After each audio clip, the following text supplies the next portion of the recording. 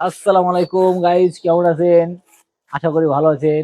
আজকে অত্যন্ত দুঃখের সাথে জানাচ্ছি, আজকে দেশে হরতালের মতোই আমাদের এলাকায় কোনো যানবাহন পাচ্ছে না। এই জন্য আমরা অত্যন্ত নিরুপায় হয়ে হেঁটে রওনা দিয়েছি। দেখি কত দূর যাওয়া যায়। কিছুদিন আগে তো শ্বশুরবাড়ি গেছিলি, আসলে কত কি তোর শ্বশুরবাড়ি কি ইজ্জত আছে? মানে তো সম্মান টম্মান কি আসলেও করে, আদর যত্ন হ্যাঁ সত্যি করে কয়া? হ্যাঁ, এরা সম্মান করে বেশি। আসলে মানে গরুর গোস্ত সকালবেলা নাস্তা তো শুরু কর, ঘুম থেকে সকালবেলা নাস্তা। হ্যাঁ সকালে নাস্তা কি আছে এটি কর।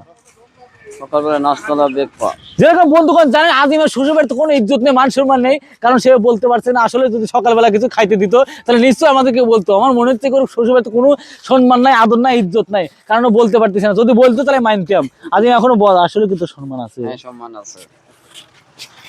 আজিম বলতিছে তোর শ্বশুর বাড়িতে তার ইজ্জত আছে, সম্মান আছে, কিন্তু সেটা আমরা দেখতে পারতেছি না।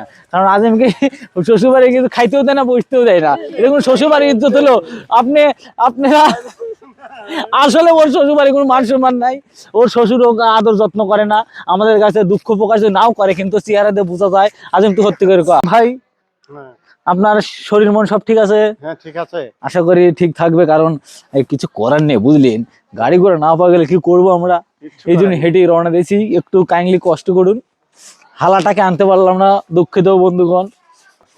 এই জন্য যাই, দেখা যাক নদী বন্দরে কিছু করা যায় কিনা। ভিডিও দেখি একটু বাদাম খাবো, যদি আজিম থাকে তাহলে দুই এক ম্যাচ লুডো খেলবো। আর বিশেষ করে একটা কথা কি জানেন, নদী থেকে মাছ পাওয়া যাচ্ছে বন্ধুগণ। নদীতে আমি শুনেছি পুঁটি মাছ ধরা পড়ছে, এত বড় বড় সাইজের পুঁটি। খুব মজাদার একটি ঘটনা, কারণ আমি প্রতি বছরই যাই মাছ মারতে।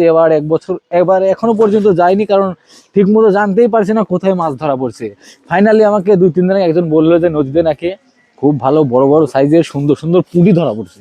তাই ভাবতেছি যাওয়া যায় কি কারণ আচ্ছা ছোট আমার ছিপ আছে, ছোট ছিপ কিন্তু অনেক বড় করা যায়, এরকম জাতীয় ছিপ আছে। তার মানে বড়শির মাছ। হ্যাঁ বসছি। আমি ভাবছি এই শুক্রবারে যাব, কিন্তু আজকে তো আর যাওয়া সম্ভব না। আজকে গিয়ে দেখে আসি, যদি ভালো লাগে আগামী সপ্তাহে আসবে ইনশাল্লাহ। আর মানে বেকার তো থাকা যাবে না, বোঝেন নাই। নাই ভিডিও বানানো লাগবে, না মাছ মারা লাগবে, নাই খেলাধুলা করা লাগবে, কিছু একটা করতে হবে লাইফে। আজিমের মতো তো বেকার থাকেন, এ ভালো কথা। আজিম ওই যে কফের আছে অ্যাশ করতেছে, আজিম অ্যাশ করতেছে। আজিম কি বলবো বুঝলেন, সকালবেলা ঘুম থেকে উঠে আজিমের একটা চা দিয়ে দিন শুরু হয়, আর সঙ্গে একটা বিড়ি। দুপুরবেলা খাওয়া দাওয়ার পরে ওর বিড়ি না খেলে নাকি মাথা কাজ করে না। তাও অনেকক্ষণ আমাদের সঙ্গে ছিল, বিড়ি খায়নি।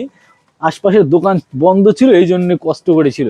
এখন বের হয়েছি, দোকানপাট খোলা দেখেছে, আর সঙ্গে সঙ্গে বিড়ি নিয়ে চলে এসছে। ওই দেখুন আমাদের সঙ্গে পিছনে। যাই হোক, বিড়ি খা, ভালো থাক। সুশীত নির্মাণ, এই মসজিদে কিছুদিন আগে মাহফিল হয়েছিল, অনেক বড় বক্তা আসছিল এখানে। আমি খুব ব্যস্ততার কারণে আসতে পারিনি। তো ওই মাহফিলটা অনেক সুন্দর হয়েছিল, বড় বড় না ভালো কানে দাও কানে। এ ওই গোবিন্দ মানে গোপাল, তোমার কিছু হয়? বুরকা হাউস, বেড়া বাজারে।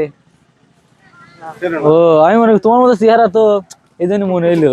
গেদারের আসলে চিনি না, চেহারা একজনের সাথে মিলে গেছিল, এই জন্য তো জিজ্ঞেস করলাম। আচ্ছা আপনি কোন তো, আজিমের কি আসলে কোন সম্মান করে? আসলেই কোনো সম্মান করে না। দেখছেন তো বন্ধুগণ, আজিমের কোনো সম্মান নাই, আমাদের কাছেও নাই, শ্বশুর বাড়িতেও নাই। বিচারার জীবনটাই সম্মানহীন। যাই হোক বন্ধুগণ, ভালো থাকুন, সুস্থ থাকুন,